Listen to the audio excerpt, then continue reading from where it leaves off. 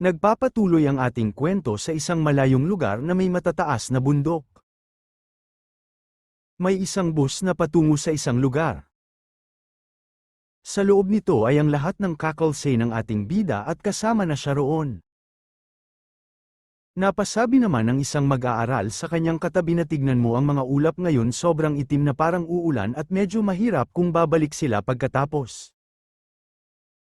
Tinawag naman sila ng kanilang guro at sinabihan na wag itong magagala at umupo ito sa kanilang mga upuan dahil baka madisgrasya pa sila. Pinakita dito ang pinagtipong bag ng mga mag-aaral.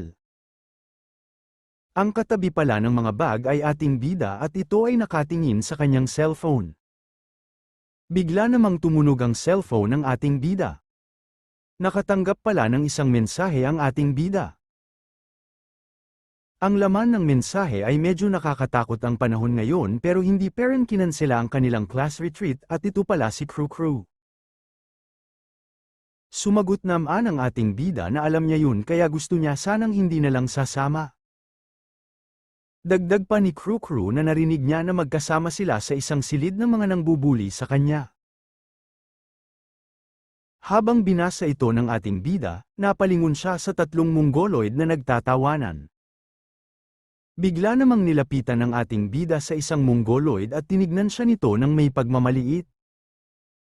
Samantala ang ating bida naman ay natakot sa biglaang paglapit ng Mongoloid. Sinabihan ng Mongoloid ang ating bida na gusto ba niyang mabanatan at napapasabi ang ating bida sa kanyang sarili na masyado bang halata ang kanyang paglingon. Napatanong naman ng Mongoloid sa isa pang kumag na kailangan ba talaga nilang magsama sa iisang silid. Hindi naman kaagad tumugon ang kumag, at tahimik ring nag-aantay ng sagot ang Mongoloid. Sumagot naman ang kumag na hindi pero may ngumingiting muka. Nagpapatuloy pa rin sa biyahe ang kanilang sinasakyan. Nakaabot na nga sila sa kanilang pinupuntahan at napapasabi ang Mongoloid na wala talaga siyang pake kung magkasama sila sa ating bida sa iisang silid. Palit ng eksena habang pinapila ang mga mag-aaral sa kanilang guro at sumigaw ito nang dapat nilang ibigay ang kanilang mga cellphone. Dagdag pa nito na bilasan nila ang pagbibigay at huwag kalimutang lagyan ito ng pangalan. Isa-isa na ngang binigay ng mga mag-aaral ang kanilang mga cellphone. Habang may nagkukolekta ng kanilang mga cellphone may mag-aaral naman ang napasabi na anong problema sa kanilang paaralan at bakit nila kinokolekta ang ating mga cellphone.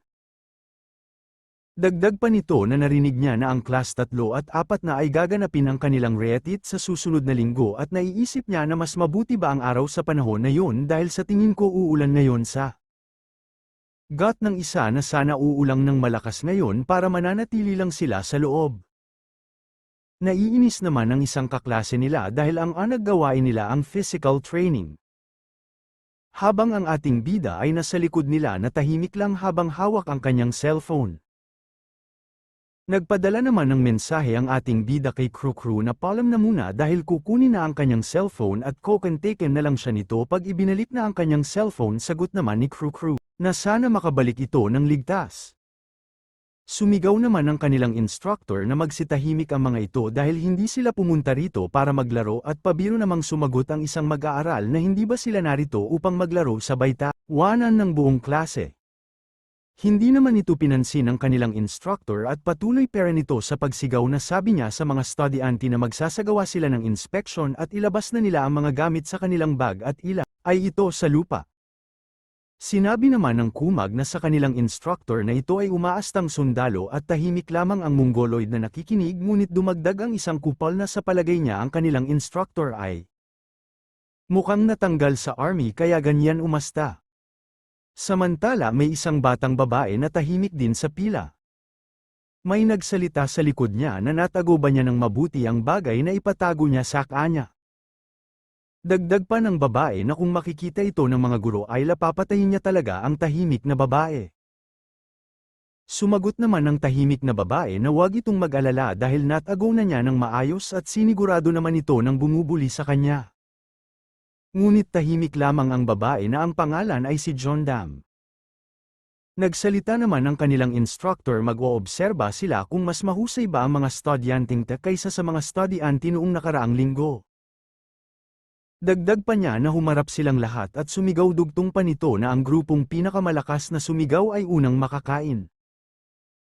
Sumigaw ulit ang instructor na gumawa sila ng 30 beses na jumping jacks at kagaya ng dati nilang ginagawa ang lahat ng numero ay dapat isaga nila ng malakas maliban sa ika-30.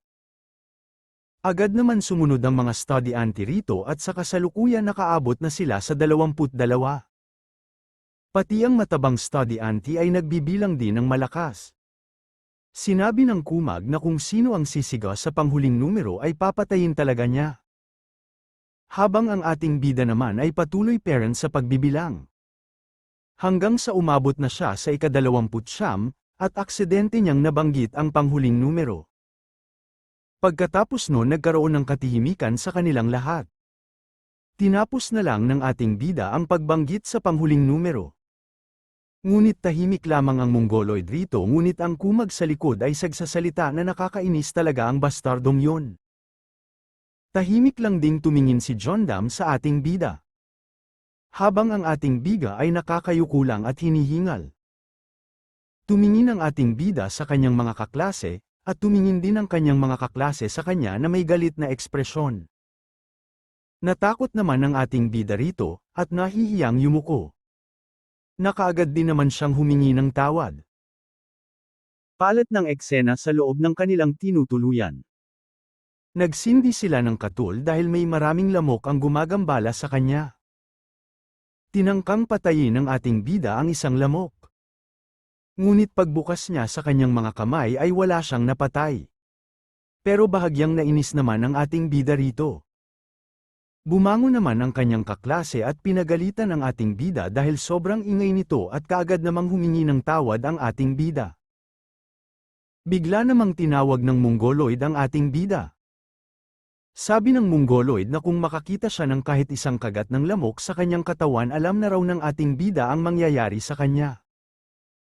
Tumugo naman ang ating bida rito na paghuhusayan na niya sa susunod. Pinagpatuloy na nga ng ating bida ang kanyang ginagawa. Sinubukan niyang patayin ulit ang mga lamok. Ngunit nagsalita naman ulit ang kanyang kaklase na pwede bang itigil na ito ng ating bida dahil hindi siya makatulog sa sobrang ingay nito at kaagad namang humingi ng tawad ang ating bida sa kanyang inawa. Palit ng eksena sa kabilang silid. May mga estudyante na nagpapatugtog ng speaker. Bigla namang nagalit ang isang babae dahil hindi ito sineseryoso ng kanyang kasama. Ngumiti namang sumagot ang batang babae na humingi siya ng tawad sa kanyang pagkakamali.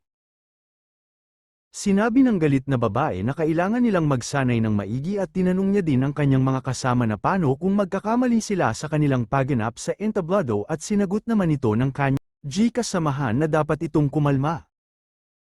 Sinabi ng isang babae kay Mira na sa totoo lang wala na talagang silang oras para mag-practice at isa pa patuloy ring pinapalitan ni Mira ang mga kanta. Habang nagpapalitan sila ng salita napadaan naman ang isang instructor. Sinabihan sila nito na anong ginagawa nila ganitong ng gabi.